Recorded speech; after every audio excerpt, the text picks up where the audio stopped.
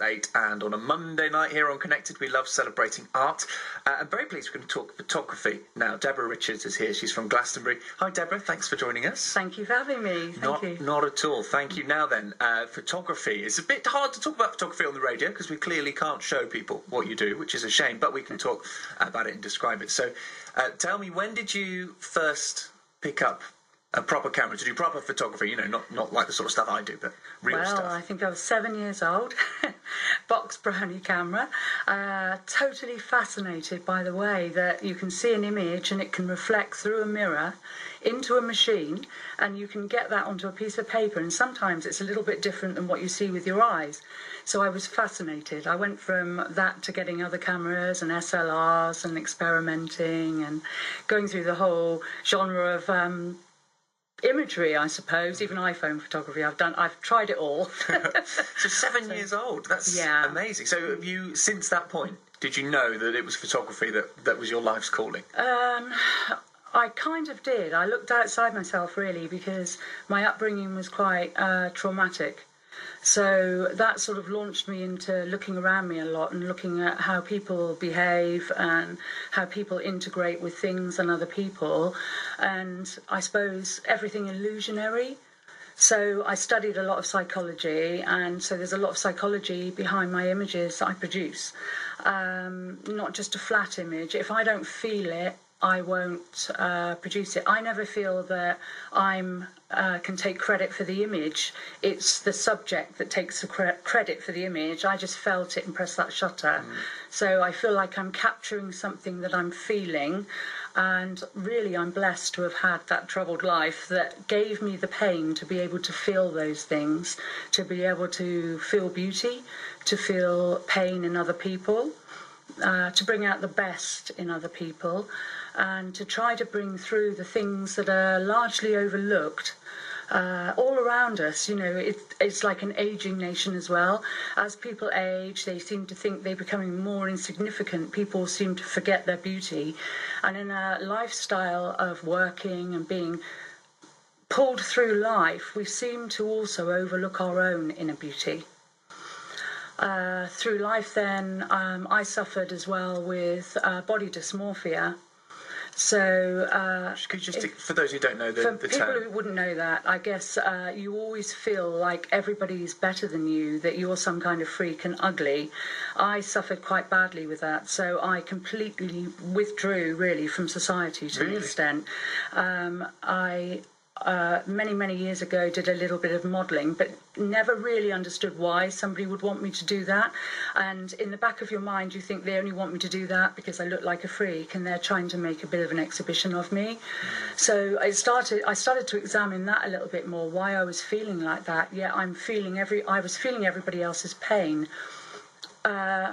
I went somewhere one day, which is leading me to how I really got heavily into photography, and I went to a large place, an open place that you can pay to get in and look around, and happened to go there and took my camera and took some images. And as I was coming out, they said, "How did you get on?" And I showed them, and they were so taken by the images, they wanted to sell them and have them all reproduced, and they wanted me to do all their artwork and photography.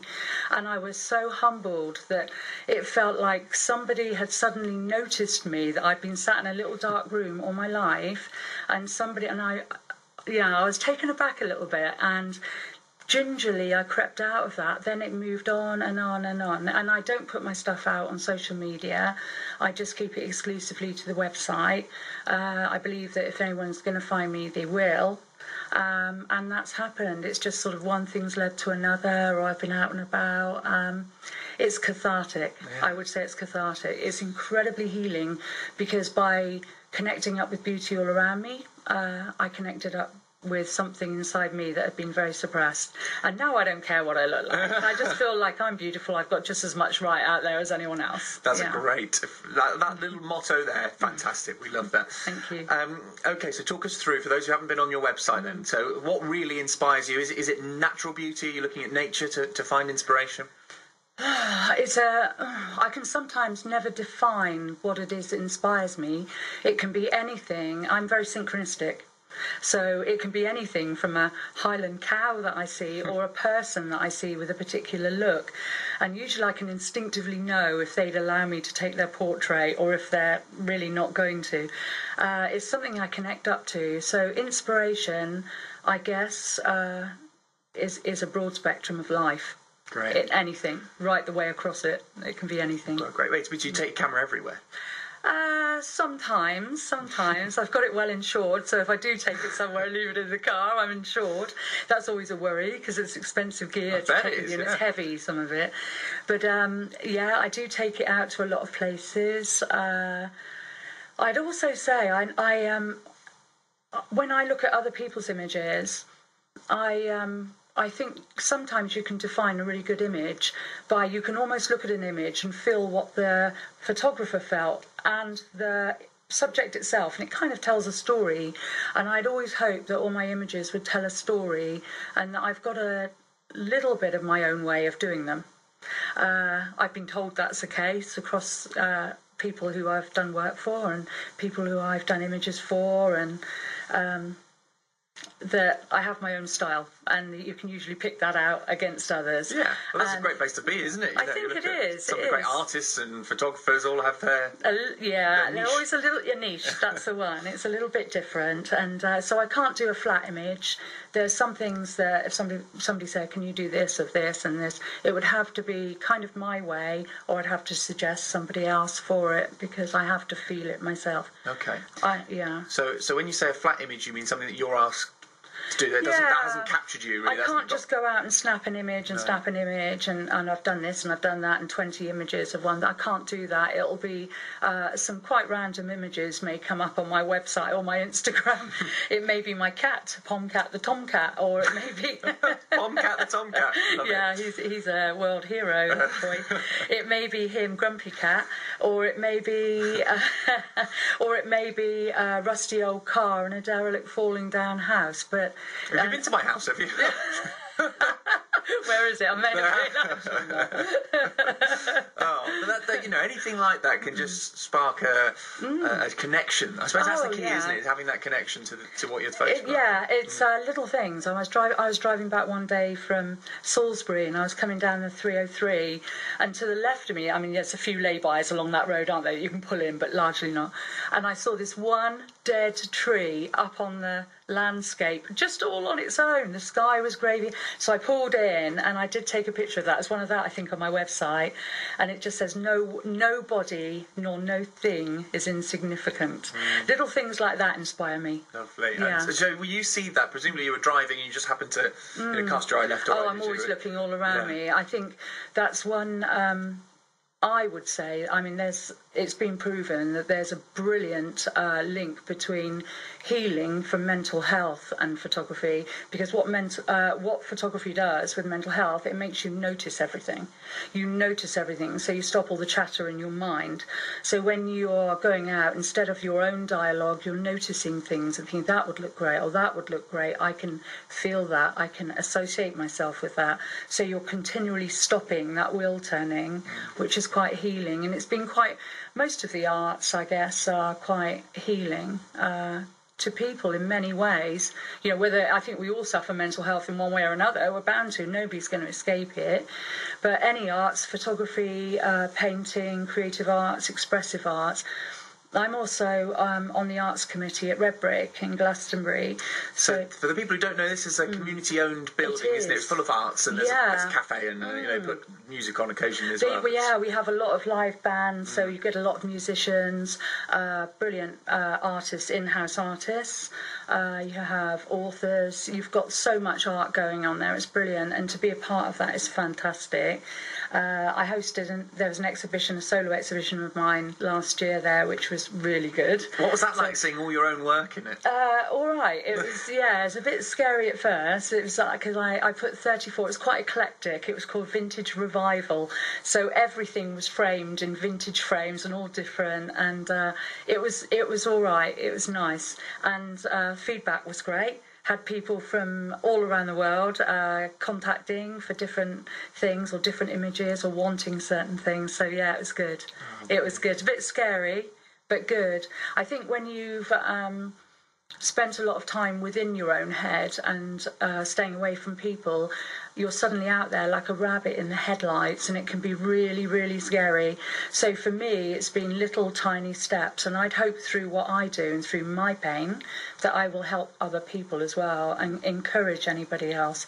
Just take those steps out, come outside yourself, don't keep focusing just on you, focus on everything. It's amazing because we do an arts day every week. So Monday is always dedicated to arts, be it photography, or we had performance on a little while ago, and there's so much that we've done.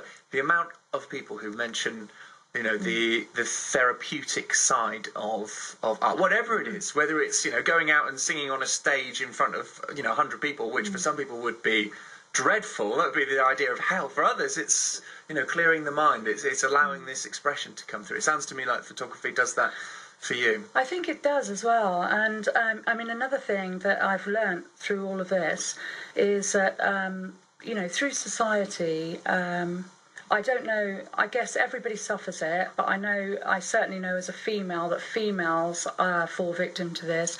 It's the whole social media side of ideals. We have a lot of socially constructed ideals of what is attractive or what isn't, and it's made me break that down and think, so who is this and who are we comparing ourselves to? And why would somebody say that person's more attractive than that person, or that person's not good enough because they look like that? It doesn't apply, because nobody has ever said this is what you have to compare yourself to. So people are constantly uploading pictures of them looking at their best, taking selfies. I'm no exception. I've had to buy extra GBs on my iPhone. More memory for selfies. Yeah, a bit of selfie space. Yeah. When I look, I think I look good. I'll hang on to that one.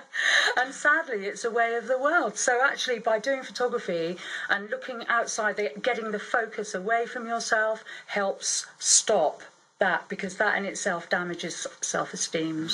Really does. Let's talk a bit more about that in a moment. We'll have a bit of a break for a song now, and we'll come back and continue this chat. Really interesting stuff. Thanks, Deborah Richards there from Art of Eloquence Photography. We'll talk more about the website and about social media. That's a really interesting point you've raised there. So we'll come back to that after Natalie and Bruglia. This is Shiver. Just gone 8:30. We return to talk about photography with Deborah Richards, who is from Art of Eloquence Photography. You're based in Glastonbury. And Deborah, I've just nipped onto your Instagram. I didn't realise you had Instagram, so I've gone on there now, and I found a picture of, was it Pomcat the tomcat? It's Pomcat the tomcat. He's a chinchilla cats. Persian. A chinchilla Persian. Look at his face on that one. He looks so cross. What have you done to him before that? he's like the original grumpy cat. Yes, yeah. He makes you feel good no matter what. Do you have to brush that fur a lot? Because he's got that sort of fur which comes out, far beyond his face. His massive long hair. Every day. Yeah, it's half an hour every morning before you can even have a cup of tea. You have to comb him, brush him, clean his eyes, then feed him, and then you can think about yourself. Yeah. It's demanding. I bet. Oh, it's beautiful though. Lovely. But also, away from the cat, the cat's lovely, but look at these beautiful images that we've got up here. So you've got pictures of these. Are these local? Is this, you said you spent time in Somerset and in Wiltshire as well, so there's a picture of a church next to a that's river. At West Lidford. West Lidford. Somerton way then. That's it, yeah. That image was taken just from the bridge. I had a really good day to take that, and they used that image on all of their literature, and for the new vicar that came in and all his paperwork, they've got that image on the front of it. So they're having me do their village photography as well. It looks beautiful. I must admit, the only bit of Lidford I know is the Cross Keys, which which is so true about so many villages in Somerset. The only bit I seem to know is the pubs. But then you've sort of got these, and this seems to be a recurring theme, slightly sort of dilapidated buildings, slightly unloved buildings. Is there clearly you love them there? Yes. So why take pictures of these buildings? I think for me, the draw with that, with abandoned things, it's a reflection of human nature itself. When things get a little bit older or a little bit tired looking, they seem to be overlooked and forgotten. So it's a real privilege for me to find these places and portray them in a way to say, you know what, everything's beautiful. No matter what it looks like, it can still be a very beautiful thing, a very beautiful place. And hardly a surprise to see a few pictures of Glastonbury Tor. Just a few. It's a brilliant place full of diversity. Yeah. So some of the images, I love I've been blessed up there sometimes to capture images when we've had rolling mists and really spectacular visionscapes, I would say. Well, I used to work at the Abbey in Glastonbury, and Okay. I'm from Wales, and so I used to cycle across the moors every morning when I was too young to drive, and which was beautiful. But you just get this feeling, don't you, of when the mists are in, the tour sort of sit, and as you're coming towards Glastonbury, you can just see it sitting above It's the mist incredible. like that. I remember going up there, I think it was the end of December, I think there's an image on there. As I walked up, on the ground level, it was dreary, it was damp, it was very grey, and I was debating, shall I go up or not? And as I went up, halfway up the hill, you could see sun coming through the cloud, and you literally went up above that. It was like a whole new world, and it was the most amazing landscape I had ever seen. That's the one. Yeah, I just found it. Yeah, So you actually had the sunset. You could see no man-made structures at all. There were swans flying around. It was just like, it was amazing. It was magical. It is. And I don't think you probably capture an image like that again for another 20 years. That was quite rare. It really is rare. absolutely beautiful. Just to describe it, so you're sort of taking it on the, for those who know Glastonbury Tour, there's a steep way up and there's a less steep way up, so this is going down the slightly gentler route, looking down over the top of it, and you've got a few people climbing up. I'm sure they're enjoying the view as well. And then beyond that, where Glastonbury should be, is just cloud. So it looks like it's the image you sort of get from a plane, isn't it? Looking down onto the cloud, you've got the sun above all this, but it is just mist sitting on the moors around Glastonbury. Beautiful. You must have been so pleased when that was happening. I was amazed because it's very rare I'll have my camera with me up there. I just usually, it's such a hard walk up, it nearly kills me. So usually I don't take the camera, but it happened to be somewhere else. So I took it up and I thought, wow, this is just amazing. I took a lot of images that night, and there were a couple other photographers there, but wow, that was an incredible evening. It was one that I've never seen before, and I doubt I'll ever see again. It was just incredible. Okay, next time, if you're in Glastonbury and it's misty, you think, oh, this is a horrible day. Try climbing the Tor. You never know, you might get above it. Yeah. Ah, fantastic. What a beautiful, beautiful image of it. Did you say that's a sunset rather than a sunrise? That's a sunset, yeah. That's absolutely a sunset. Stunning. Well worth a look. So on Instagram, Art of Eloquence Photography, all one word, you'll find what you need on there. And there are some other stunning images which we didn't have a chance to talk about. Another one there looking from within the Glastonbury Tour, St Michael's Tower on top of the top of the Tour, looking over the clouds underneath it. Beautiful, absolutely beautiful. Thank you. So you were mentioning about social media. So here you are. This is your sort of. Is this a personal one, or is this? Would you say a work? No, that's connected with my website. Yeah, that's just to do with the work, the photography. I don't use Facebook because for me it just gets too complicated for one thing, and also I try and steer away from social media in a way. There are a lot of photographers. It's quite competitive as well, so I try to focus just on what I'm doing. I think you have to be pretty thick-skinned as well if you're going to put things all across Facebook, because, you know, it also can be criticised as well as admired, if you like. So I like to sort of go through quietly and just do what I'm doing, because that sort of keeps me true to myself and authentic. I don't compare myself to any other photographers either, so I don't join in. It sounds really antisocial. I'm not a group person. I don't join camera groups and things like that, because although I think it's great for some people, and photography is great for anyone, and it's everyone to their own, but for me, I have to retain my authenticity, and whatever I do, I have to connect up with. As you can see, sometimes it's quite random. Yeah. And I've always got little projects in my head whirring around. And if anyone's listening as well, if there are any aspiring models that would like photo shoots, do email me via my page, because I'm always up for location photography with people.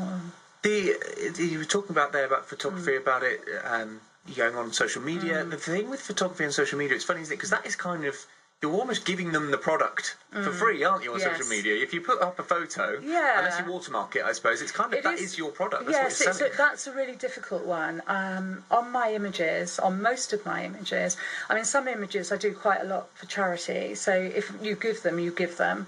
I ask that they use the credits to it, and, you know, that's their gift back to me for it. But on my website, what I do is I downscale them. So on my website, they can't even be right-clicked. A lot of some photographers come a little bit unstuck by putting their images out, and JPEGs and even screenshots can be taken and put onto, you know, an A4 quite respectably.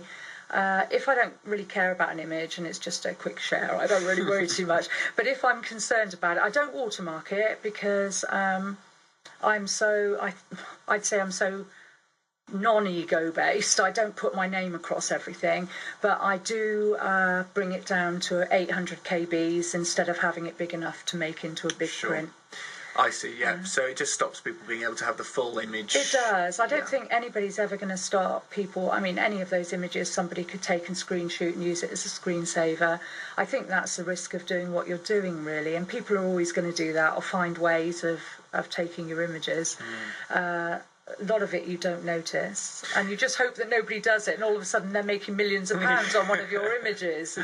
That's the thing, is that I think people who aren't photographers or perhaps don't work in media as such, perhaps don't realise, they sort of think if you see it on the internet it's fair game, you know, it's kind of, it's up there, therefore I can use it, but actually that's your living, I know. Well, copyright law is very complex as well, so you kind of have to be quite careful about how you offer people your images as well.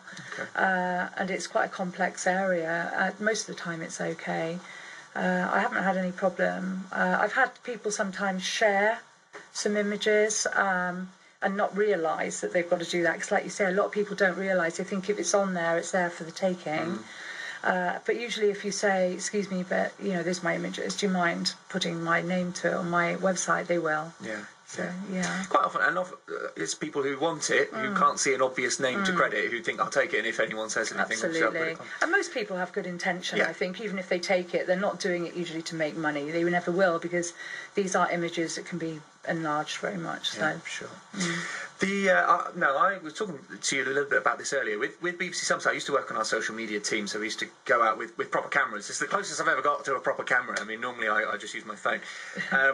But it's very complex, isn't it? We had SLRs, so that is, you know, like it would usually cost something like 600, 700 quid, something like that. So quite a lot of money. I can't afford that for my personal role, but the BBC's got some here. But the amount of settings, the things you could change, I mean, it's mind-boggling. I couldn't get my head around it. It is, and I'd be a fool if I said I wasn't always learning. I'm always learning. I've used a lot of different cameras. I now use Fuji X-T2, which is a mirrorless camera. It's a lot lighter.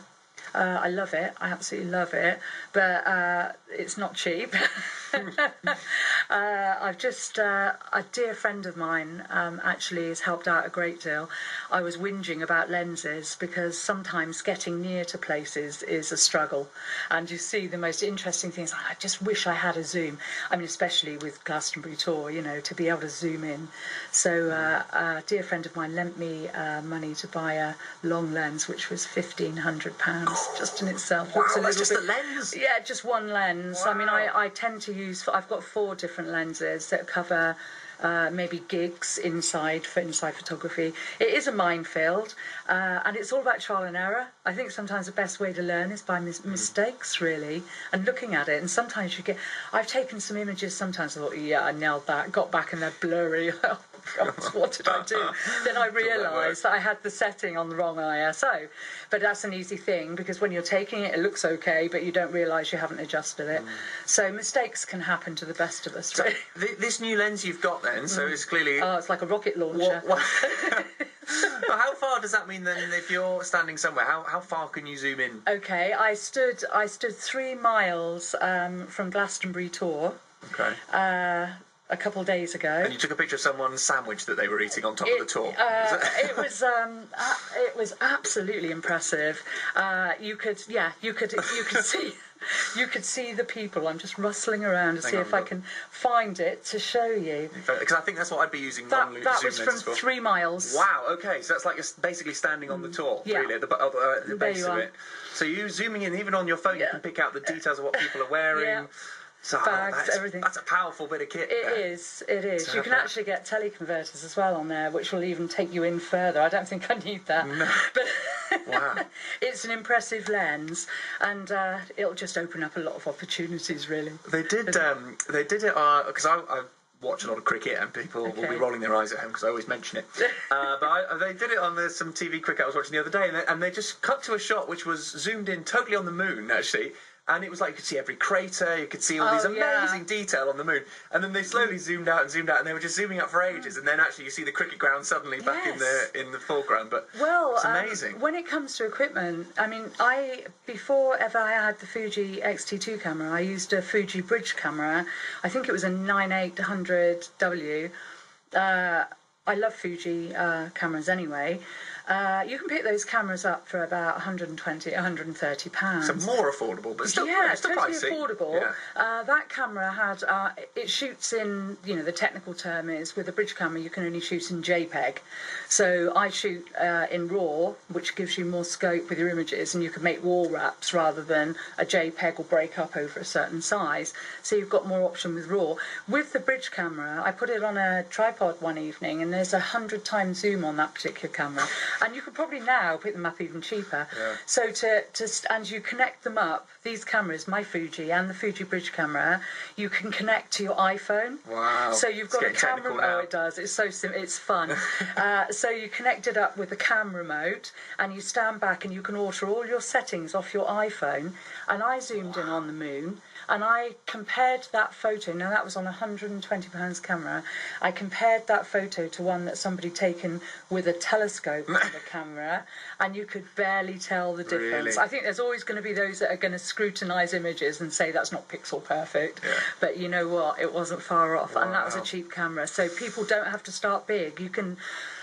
I think it's the eye behind the camera that really makes a difference. And if you look back over time, some of the most historic photographs that have gone down in history, amazing photographs during the war. They were taken on very basic cameras, but they were just amazing. They captured particular moments and they tell a story. It sounds to me like you could just do it off any phone. That I could go out and take a good photo just with I think with anyone the phone. can. A friend of mine took a photograph with a Huawei P30. Yeah. I think it is. She took a picture of a spider's egg sac inside a cave, and she sold about lovely. 50 copies. Really? It's beautiful. It just looked like crystals, and it was amazing, taken off a Huawei P30. Goodness me. So you don't need, most people, a lot of photographers shoot in JPEG, they don't shoot in RAW. Anyone can do it. I'll be checking out the cobwebs at home now, see if I can Zoom in. take some pictures of their eggs. Lovely. So anyone can do it, which is the beauty of it, isn't it? And you can go as high tech as you like, which clearly I think you've got to look at what you want it for. If it's for screen viewing, phones are perfectly adequate. Yeah. It looks good on a screen. If you're looking to make huge canvases or wall wraps, you really need to look at your equipment and go bigger. Good advice. Yeah. Good advice. Deborah, it's been a real pleasure to speak to you tonight. Thank you so much. And for those who want to find your website, what's that called? artofeloquence.co.uk. As easy as that. And similar on Instagram, Or you can find me on Google with just check out Deborah Richards, Art of Eloquence Photography. Lovely. And are there any future exhibitions planned? So something... I will be having more. I've got more projects in the pipeline, so it's going to get a little bit more with a new lens. Things are going to be a little bit different. So, yeah, lots in the pipeline. Keep us posted, won't you? Thank you so much. We'll give it a mention here. Great, thank you. Deborah, thank you so much. It's BBC Somerset. This is Pink Now.